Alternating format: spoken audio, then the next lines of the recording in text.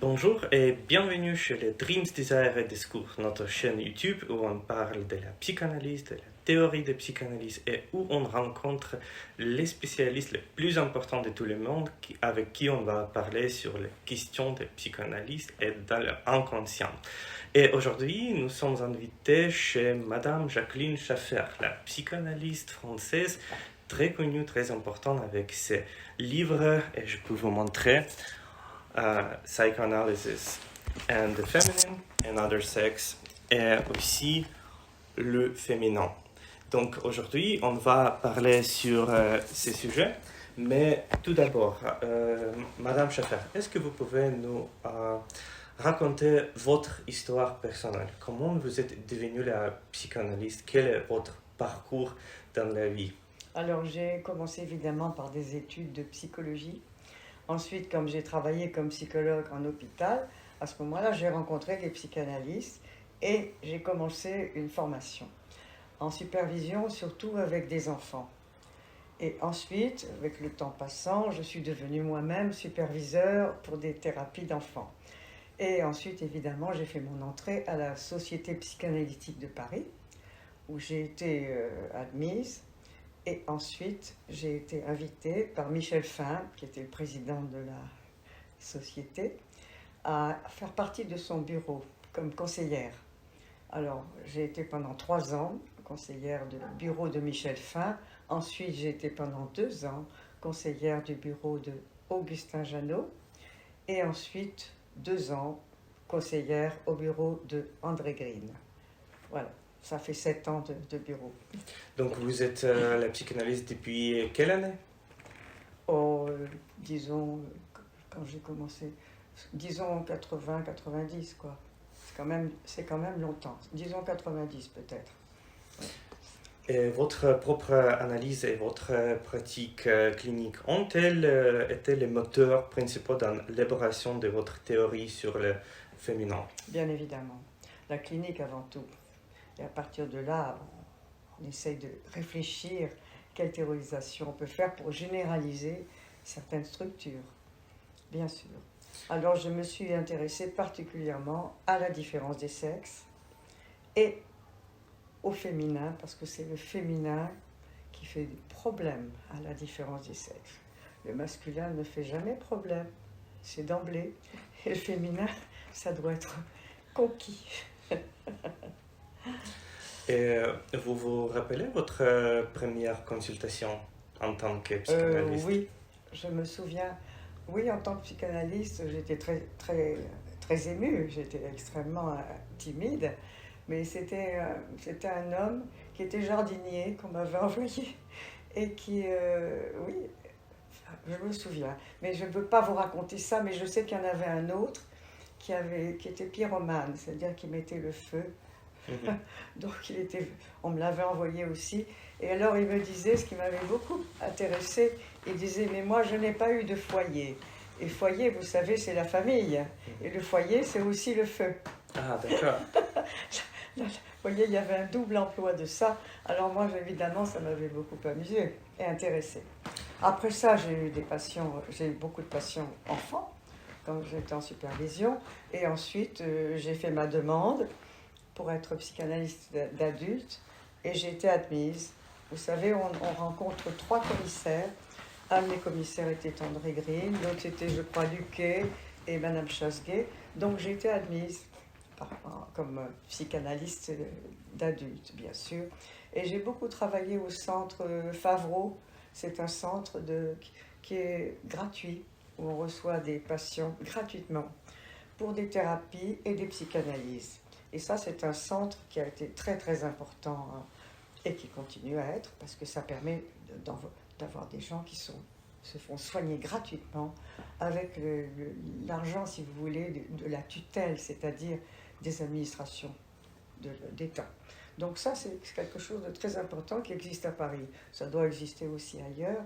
Enfin, beaucoup de jeunes et d'étudiants en ont profité. Et à quel moment cette idée de recherche, le féminin plus profonde est venue pour vous? C'est venu très vite. Alors, comment vous dire? Je ne sais pas comment vous répondre à ça. mais c'est quelque chose qui m'a toujours intéressée. Qu'est-ce que c'est que la différence des sexes? Pourquoi est-ce qu'on est une femme? Pourquoi est-ce qu'on est un homme? Et comment se fait la rencontre? Alors là, évidemment, je vais vous dire quelque chose que je pense. Je pense que chez les hommes, il y a le phallique, qui peut être aussi chez les femmes. Mais le phallique, ça consiste à dominer, à survaloriser le masculin par rapport au féminin. Donc, à dominer le féminin et à le contrôler. Alors que les hommes qui sont du côté du masculin, c'est un dépassement de la... Parce que le phallique, si vous voulez, c'est le couple qui se passe au moment de l'Édipe. C'est-à-dire, il y a un couple phallique châtré. Il faut dépasser ce couple, aussi bien pour un homme que pour une femme. Donc, quand il est dépassé pour un homme, c'est la possibilité de passer du phallique au masculin. Pour une femme, alors dans ces cas-là, pour les hommes,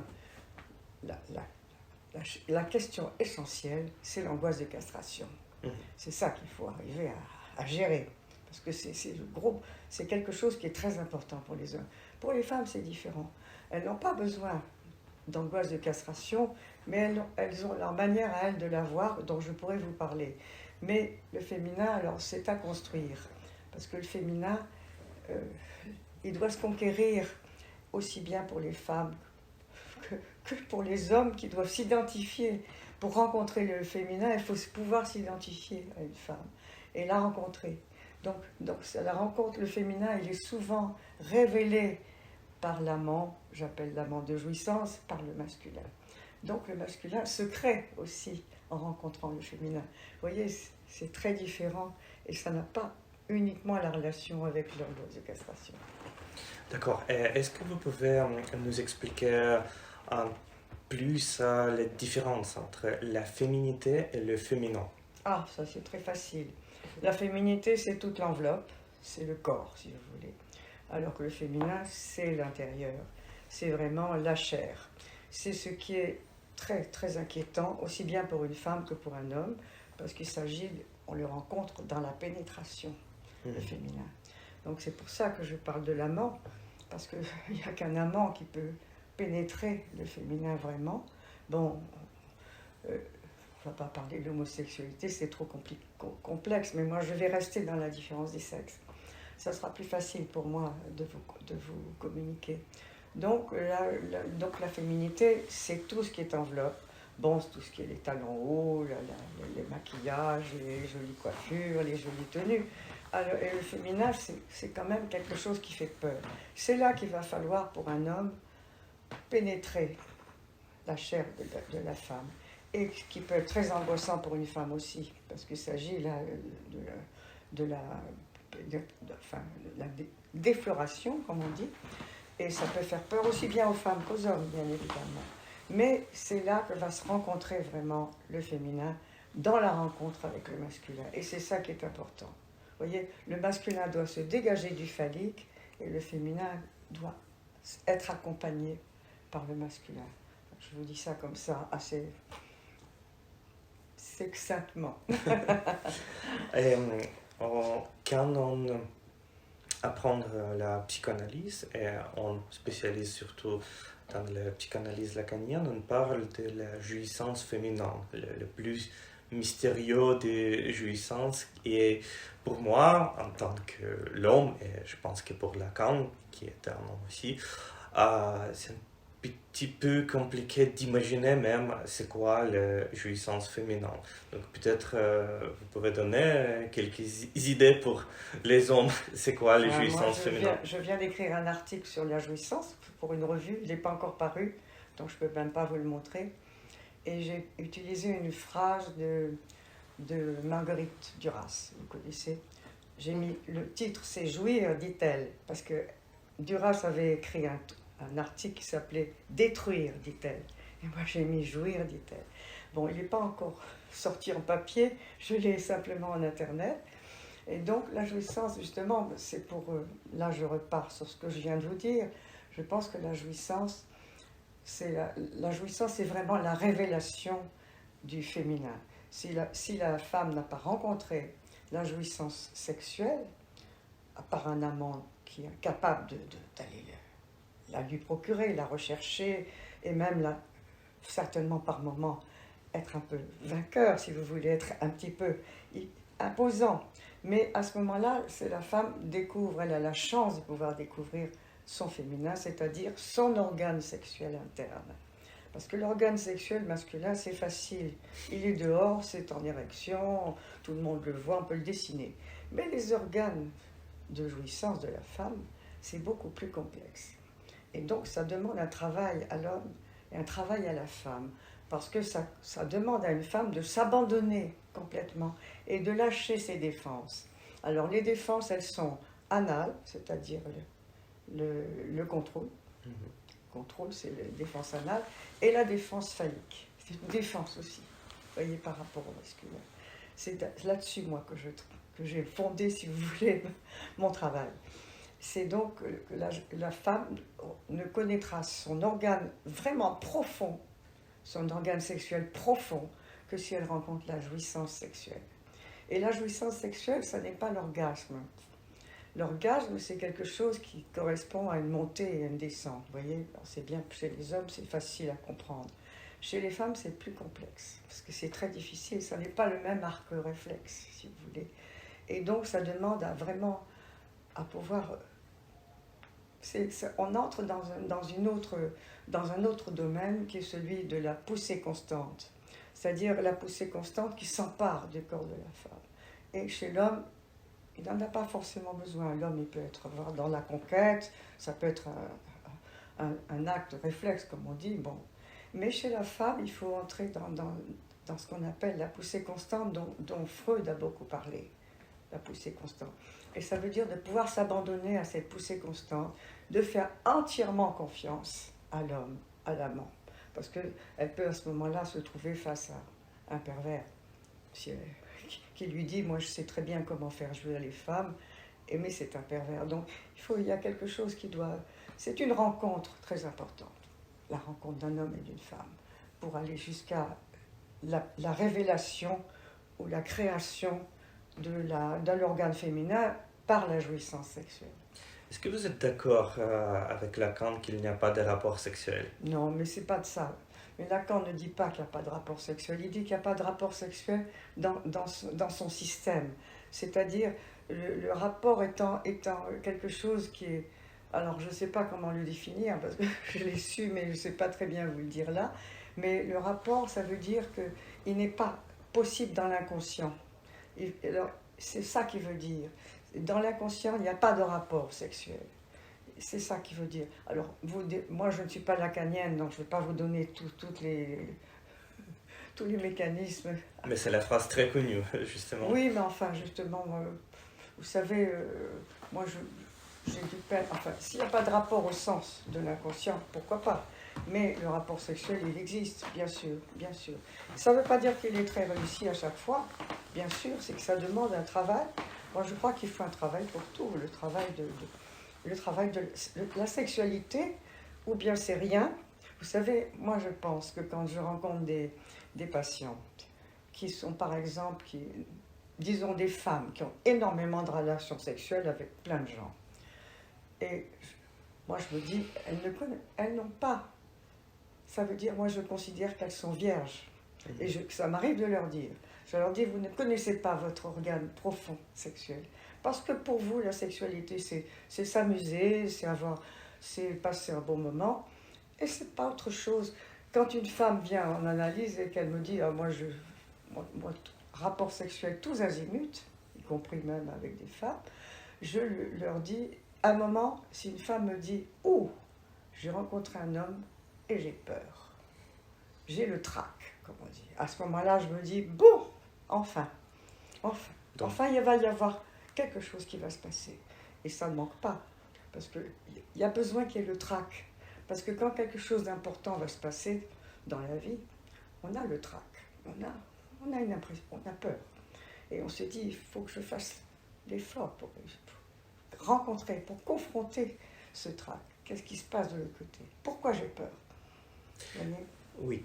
Et si on parle de la formation du moi féminin, est-ce qu'il y a une différence pour les femmes et les hommes vos pensées, quelle est la spécialité du moi féminin?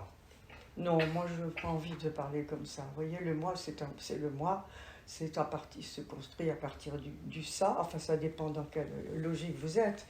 Dans la première topique, c'est évidemment sexuel. Et le moi, c'est la dernière topique. Hein. C'est le moi, le ça et le surmoi.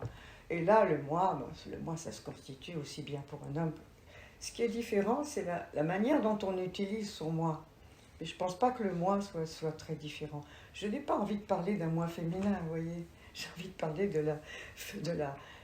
de l'évolution, de la construction du féminin, aussi bien corporel que psychique. Voyez. Mais le moi est dans tout ça. Le moi, il est corporel aussi, vous savez. Le moi est corporel, comme dit Freud. Donc le moi, il est corporel et il est psychique. Donc, est-ce qu'il est différent? Peut-être qu'on peut dire qu'il est différent chez une femme, si vous entendez ce que j'ai dit avant, comment elle se constitue dans la rencontre avec le masculin. Là, le féminin, c'est la rencontre avec le masculin. Donc, il existe dans les relations. Voilà, exactement. C'est dans l'inter. C'est pas ceci, cela, c'est dans l'inter. C'est l'interrelation. Et qu'est-ce que vous pensez sur ces idées modernes de la psychologie féminine et la psychologie d'homme comme les séparés? On parle, c'est-à-dire de théories essentialistes, qu'il y a quelque chose de très différent et impossible pour comprendre entre les sexes. Non, moi je ne suis pas d'accord avec l'essentialisme, parce que c'est une espèce d'idéal, si vous voulez. Donc, et puis, l'important, c'est que chaque psychisme est unique. Vous voyez, il n'y a pas des... Moi, je ne suis pas d'accord pour dire... Quand je dis le féminin, ça ne veut pas dire que c'est toutes les femmes, c'est une construction psychique d'une manière d'être féminin, c'est-à-dire d'être autre que le masculin.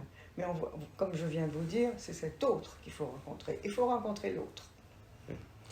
Qu'est-ce que vous pensez sur l'autre extrême?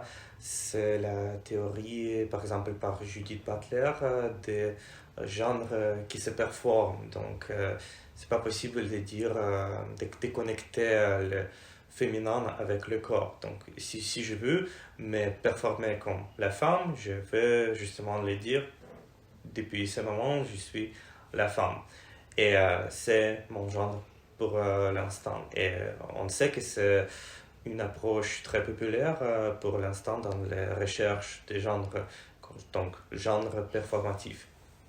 Oui, si vous voulez, mais moi ce qui m'intéresse beaucoup, ce sont les personnes, surtout les enfants et les adolescents qui veulent changer de genre. Et ça, je suis très impliquée là-dedans. Je suis très engagée là-dedans. Parce que je trouve que c'est la réponse des adultes qui est insupportable. Parce que les enfants, au moment de l'adolescence ou de l'enfance, ils ont le droit d'avoir des tas de troubles de l'identité. C'est une question d'identité, les changements de genre. C'est pas une question sexuelle du tout. Hein. Donc, ils ont le droit de se poser toutes les questions. Parce que l'adolescence est fait pour ça. C'est pour se demander qui je suis, où je vais, avec qui je vais rencontrer. C'est le moment où tout est possible. Alors à ce moment-là, si vous avez ils sont malheureux quand ils sont, parce que c'est dur, difficile l'adolescence, quand ils ont vraiment des difficultés, des angoisses, qui ne savent pas très bien qui ils sont, et que vous avez un adulte qui leur dit « Ah ben oui, c'est parce que vous êtes dans le mauvais sexe », qui leur coupe les seins ou les couilles, c'est pas possible, vous comprenez, c'est la réponse des adultes est insupportable. Alors moi, je vais parler de ça justement à Saint-Malo en 26, parce qu'on va parler des sexualités. Bon, les sexualités, effectivement.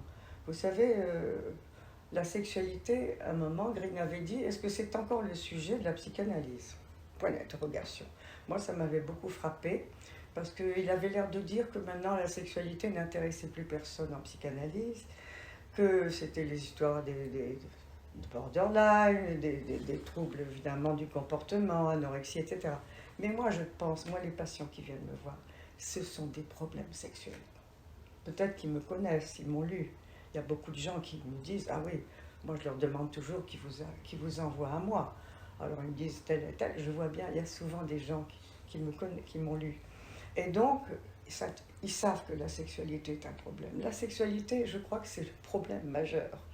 Parce que si ça, on peut considérer que ça n'a aucune importance, comme je vous disais tout à l'heure, on s'amuse, on a des copains, on en a plein, on fait le sexe, comme on dit aux États-Unis, c'est-à-dire on n'a même pas besoin d'amour, on fait sexe, on fait du sexe. Mais pour moi, c'est pas ça, c'est pas vraiment la sexualité profonde, c'est-à-dire celle qui va permettre des rencontres et que l'amour, parce qu'une femme ne se donne pas facilement sans amour. Elle ne se donne pas facilement, sauf si elle veut jouer comme un homme, c'est-à-dire avoir plein d'amants et que ça circule. Mais autrement, une femme, elle a, vous savez, l'amour, c'est quand même beaucoup l'histoire des femmes, les hommes aussi. Mais avant tout, c'est une écrivaine de chez nous qui disait ça. L'amour, c'est vraiment l'essentiel pour une femme, l'essentiel. Et donc, si on parle du sexe, comme faire du sexe, Oui. c'est la question de phallique, pas masculin ou féminin. Oui, par exemple, si vous voulez, on peut dire comme ça. Ça veut dire que le sexe, c'est uniquement mécanique, qu'il suffit de pénétrer avec un pénis, et dans Bien performé, oui.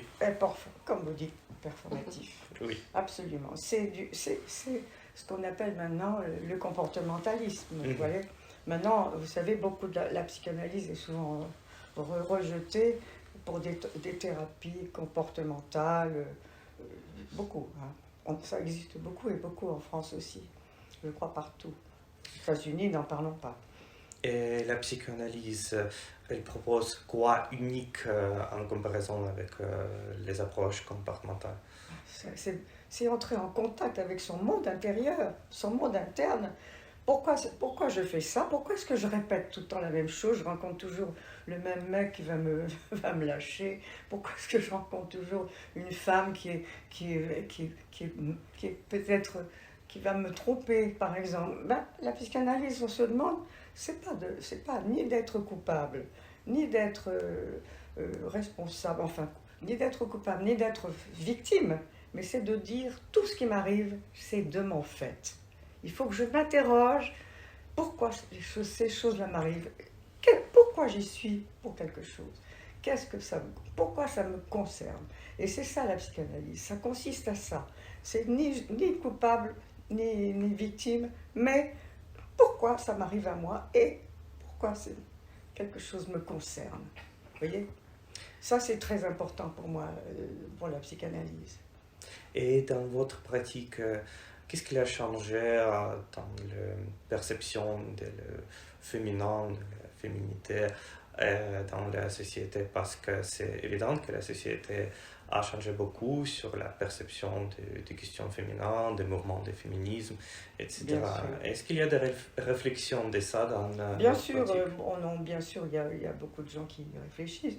Bon, vous savez, depuis MeToo, c'est quand même, depuis là, les choses ont beaucoup changé, parce que les femmes ont pris beaucoup de... Bon, se sont senties complètement impliquées là-dedans, et elles ont attaqué, évidemment. Le problème, c'est que ça ne fasse pas, ça n'aille pas trop loin, que ça n'aille pas jusqu'à la haine des hommes, et ça c'est très important, parce qu'il y a, vous savez, il y a des femmes qui se sont regroupées, hein. Bon, je ne vais pas vous donner tout le détail, mais sociologiquement, ça a fait aussi que beaucoup d'hommes se sont sentis mal. Et finalement, plus les femmes se sont émancipées, plus les hommes se demandaient qu'est-ce qu'ils avaient à faire pour aider les femmes à trouver leur féminin. C'est pour ça qu'il faut aller vraiment plus profondément. Vous voyez, en surface, il y a plein de choses qui se disent, qui se passent, et y compris les différences, les besoins de changer de sexe, tout ça, c'est en surface. Mais profondément, il faut voir quelle est vraiment la souffrance, quel est le problème, qu'est-ce qui est angoissant. Et c'est pour ça qu'on a besoin de psychanalystes, parce que si on reste au niveau social, on reste très, très en surface. Et quelle est la position pour les transgenres? Donc pour les hommes qui deviennent les femmes, est-ce que cette théorie de féminin s'applique à ces personnes? La théorie du féminin, vous voulez dire? Oui, donc est-ce qu'elles sont vraiment les féminins ou pas? Moi, je ne m'occupe pas des adultes, ils font ce qu'ils veulent. Ils veulent changer de genre, ça les regarde. À condition qu'ils soient mieux, qu'ils aient souffert d'être dans leur genre.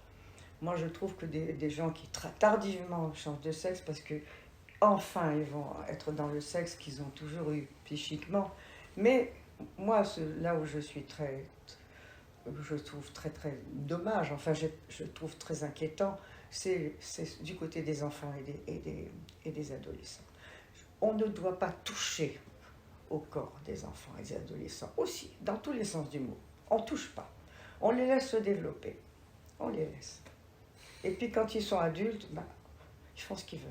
Mais tant qu'ils sont adolescents et enfants, les parents sont là quand même pour répondre à leurs questions. Et si les parents n'en sont pas capables, on a des psychanalystes. On a des psychanalystes qui les accueillent avec bienveillance, gentillesse et qui sont capables de les écouter. Parce que personne n'écoute quand on décide qu'on va changer, qu'on va leur donner un traitement hormonal qui va durer toute la vie, qu'on va couper leur puberté. Ça va durer toute la vie aussi, les médicaments. Pour ça, quand on leur coupe les seins et les organes masculins, tout ça, c'est irréversible. Vous savez, maintenant, les gens font des procès pour ça.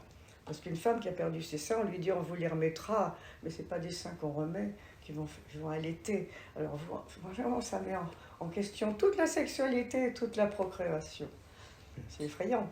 Et si on revient à la psychanalyse en France, en comptant ces tendances, l'apparition de pratiques LGBT-friendly, selon vous, qu'est-ce qui se passe avec la psychanalyse en France? Est-ce que la psychanalyse devient plus importante ou moins importante?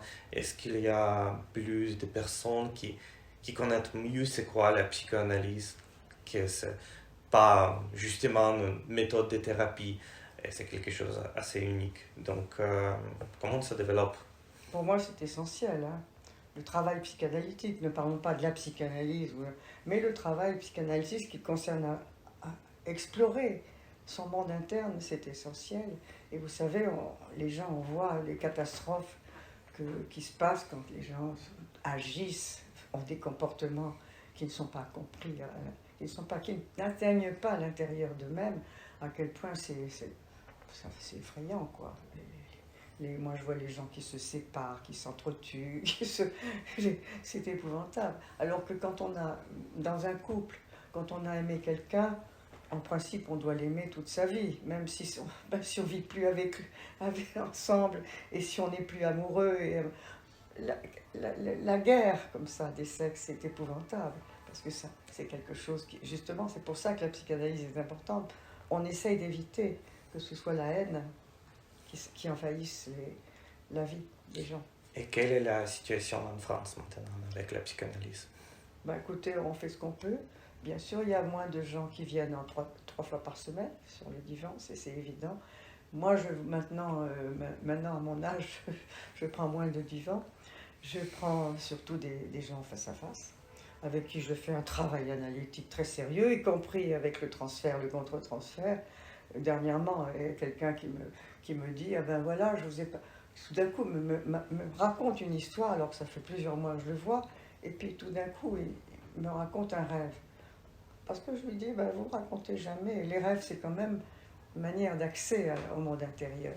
Et il me dit, ah voilà, j'ai fait un rêve incestueux et tout ça. Je lui dis, ah bon? Et il me dit, oui, j'en ai fait plusieurs. Je lui dis, moi, je n'avais jamais raconté. Pourquoi? Pourquoi moi? Je suis exclue de ça. Bon, évidemment, la séance suivante, je lui dis, voyez, c'est une personne qui est psychologue et qui fait déjà des réunions, il a déjà les traites des patients. La prochaine fois, je dirais, voilà, pour votre métier, vous aurez compris ce que c'est que le transfert. Bon, je suis la mauvaise mère. Bien sûr, bien sûr. Alors qu'il est gentil, que je suis très gentil avec lui, pof, ça sort. Et une autre aussi qui tout d'un coup me dit, oh, j'ai oublié de vous payer, j'ai retrouvé dans mon... Bon, le transfert se fait même en face à face, bien évidemment.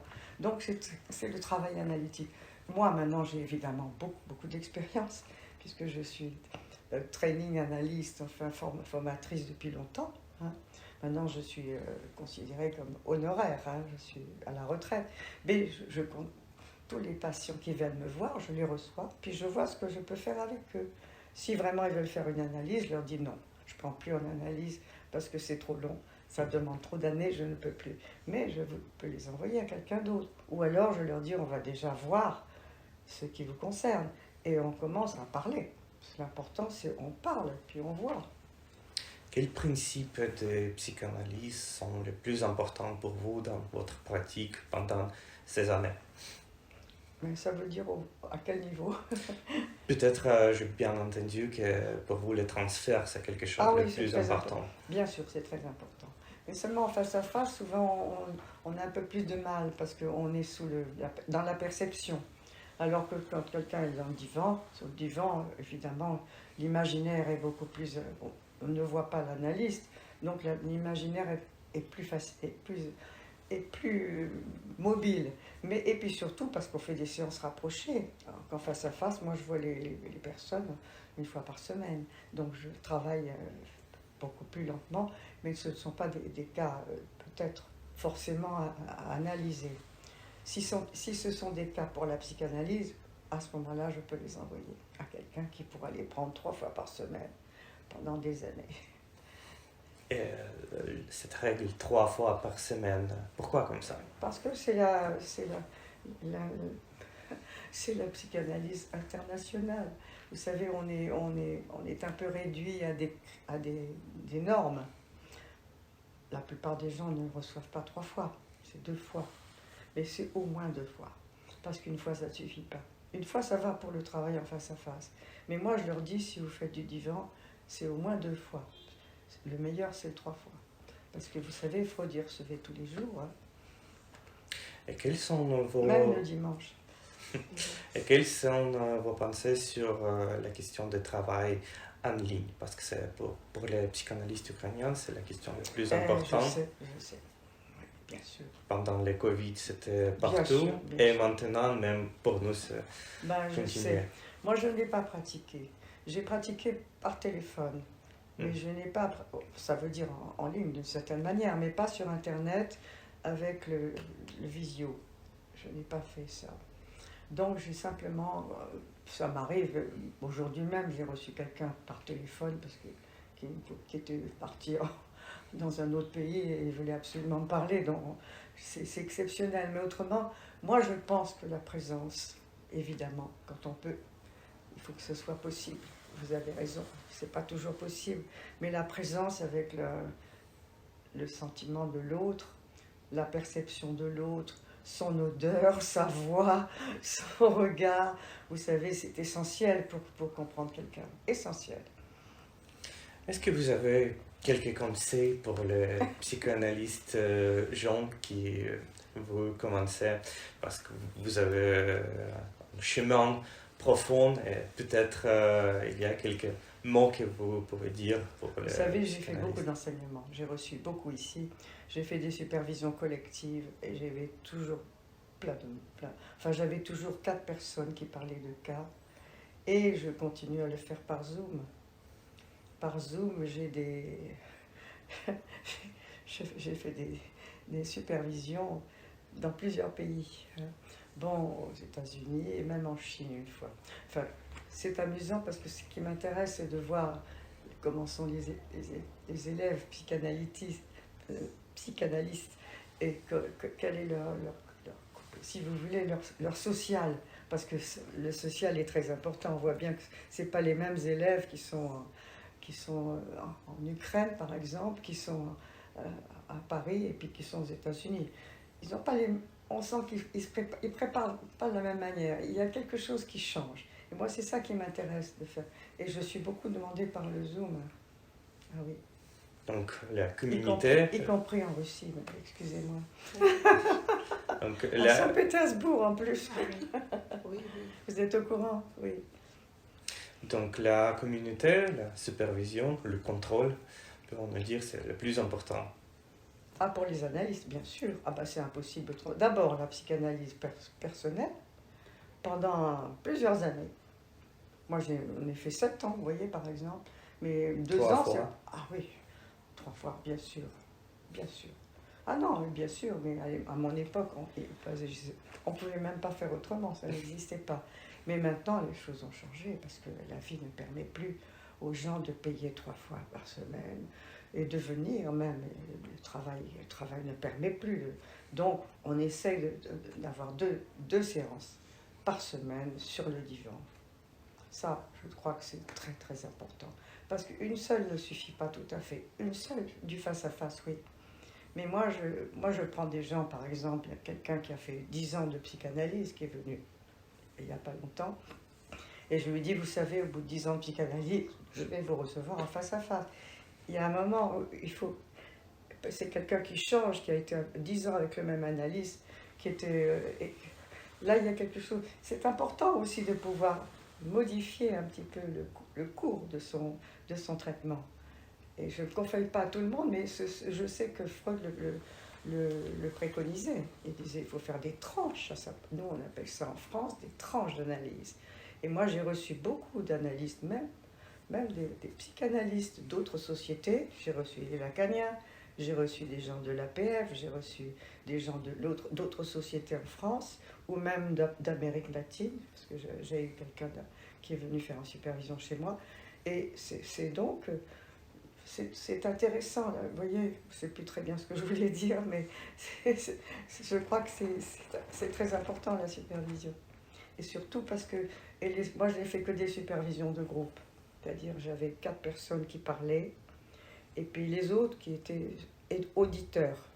Donc voilà, j'avais ma pièce, et j'ai reçu d'ailleurs même des gens qui venaient d'autres pays, j'ai reçu des gens de tout pays qui venaient une fois, simplement pour comprendre comment ça se passait, parce que nous sommes les seuls en France, où je crois en tout cas, jusqu'à présent, je n'en connais pas d'autres, qui font des supervisions collectives en France. Il n'y en a pas beaucoup, même dans les autres sociétés, ils n'en font pas, l'APF, ils n'en font pas.